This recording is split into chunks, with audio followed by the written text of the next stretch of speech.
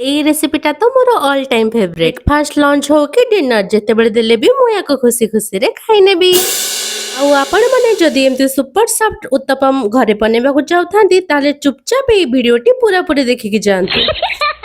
ଗୋଟେ ବାଉଲରେ ପୁରା finally chop ପିଆଜ, କ୍ୟାପ୍ସିକମ୍, ଟମାଟୋ ଓ ଗାଜର ସହ ଭୃସଙ୍ଗ ପତ୍ର ଓ ଧନିଆ ପତ୍ରକୁ ଦେଇକି ସେଥିରେ ଦରକାର ହିସାବରେ ଲୁଣ, ଲଙ୍କାଗୁଣ୍ଡ ଆଉ ଟିକେ ଚାଟ୍ ମସଲାକୁ ଆଡ୍ କରିକି ଭଲସେ ଗୋଳେଇ ନେଲି। ଆଗରୁ ରେଡି କରିକି ରଖିଥିବା ବ୍ୟାଟରରେ ଟିକେ ଲୁଣ ଓ ପାଣି ଦେଇକି ତାକୁ ଭଲସେ ଗୋଳେଇ ନେଲା ପରେ ପ୍ୟାନରେ ଟିକେ ଅଏଲ ଗ୍ରୀସ୍ କରିକି ବ୍ୟାଟରକୁ ସେଥିରେ ସ୍ପ୍ରେଡ କରିଦେଲି। ଏବେ ତା ଉପରେ ଭରି ଭରିକି ପୁରା ସବୁ ଭେଜିଟେବଲ୍ସକୁ ଦେଇଦେଲି। ଜୁସି କରିକି ଦେବେ ତ ସେଟା ଉତ୍ତପମ ନ ହେଇକି ଭୂତପମ ହେଇଯିବ।